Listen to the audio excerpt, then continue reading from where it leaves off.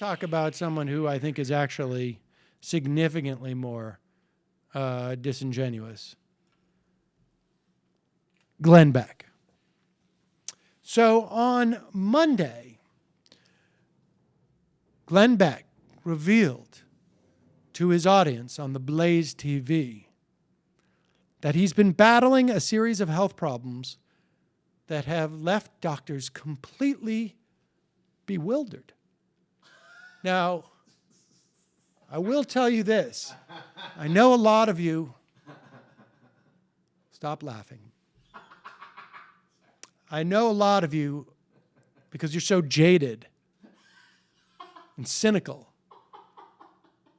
imagine that Glenn Beck is he's just pretending this is the case as a pivot point to change his programming up a little bit, to follow down that path of becoming a little more Oprah-like, because he sees what's happening with partisan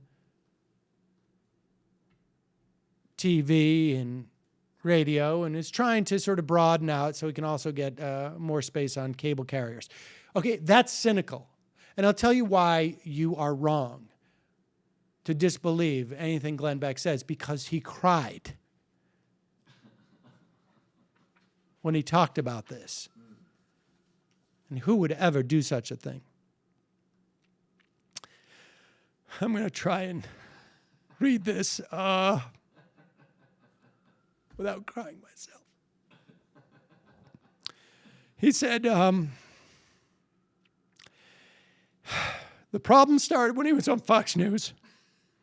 They were so severe that his crew had to work out hand signals to take the camera off him. Here's a quote.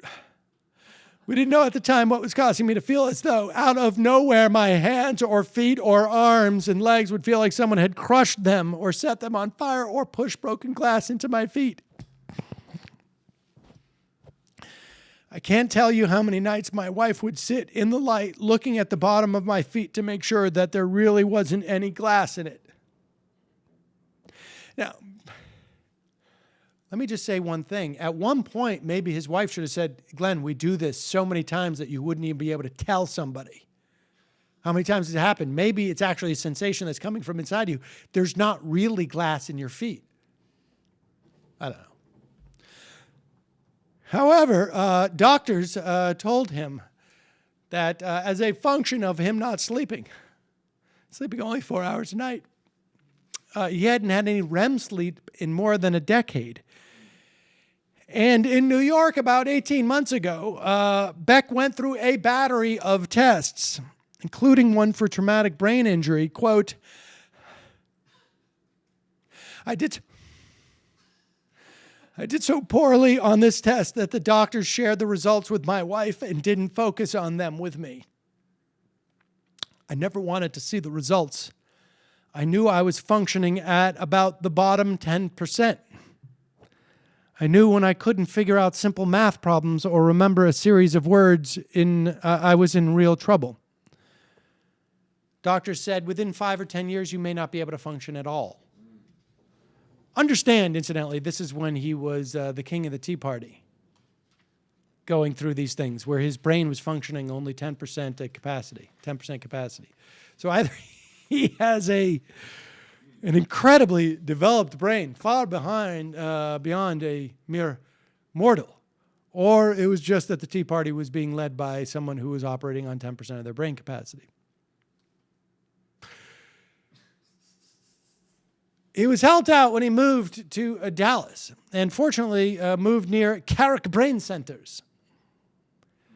There, he was diagnosed with an autoimmune disorder and adrenal fatigue, among other things. He said these conditions are being treated with diet, lifestyle changes, and hormones. My doctors told me that it was my faith in God that was powering me through all of this and that I shouldn't be standing. The doctor was apparently Dr. Frederick Robert Ted Carrick, a Canadian-American chiropractic neurologist who founded the Carrick Brain Center. In 2013, ABC did a news story on Carrick's practice. Most of Carrick's patients are referred to him by doctors, but his results are often dismissed as placebo effect, meaning the patients feel better because they believe in his cure, but the doctor denies it's the case. If it was placebo, we'd be doing a pretty good job of it. What we do is we do things that other people do. We don't do anything that's really original in our work. We just combine things that other people have done in a different fashion. So, Glenn, glad to hear that you're virtually cured, and looking forward to the next time that you cry and reveal that you've been hiding something from your audience. There was some Woody Allen movie. I don't remember which one, but there's one of the couple's sons or something. A younger character is really conservative, and he's reading the National Review, and everybody's upset and all this. And then basically, it turns out he goes to the doctor, and he has a tumor that needs to be removed immediately. It's removed, and then he's done. Right. Yeah, there's no more right-wing politics. It's just a brain tumor. It's just a brain tumor. It was just a fluke. So maybe as Glenn's adrenals are restored, he'll go back to being just a horrible morning shock jock. Like, hey, folks, I don't know. I mean, I don't know if you remember this, but he was like the guy who was saying, like, if I hear one more 9/11 widow, I will shoot them myself, or something to that effect. I thought he was going in the Oprah direction, but I just love how he's like, they have no idea what this illness is, but they can tell me what the symptoms of it are.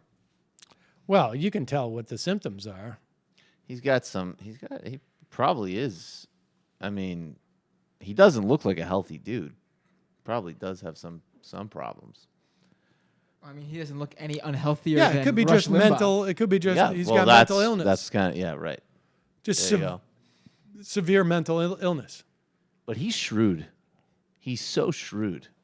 Like, he sees ahead of the market. He's like getting out of the game. Like, I think you're totally right about setting up an Oprah type of thing. I think that's exactly where he wants to be. Like the Oprah for he has like the people too uncomfortable with black people to watch Oprah. He has the opposite, or basically it's probably, I should say, that I have the complete opposite skill set. Yes. No, I can definitely see market trends 3 or 4 years after they've happened. Let's go. So clear in hindsight. So clear. If I get enough hindsight. I need a lot of hindsight.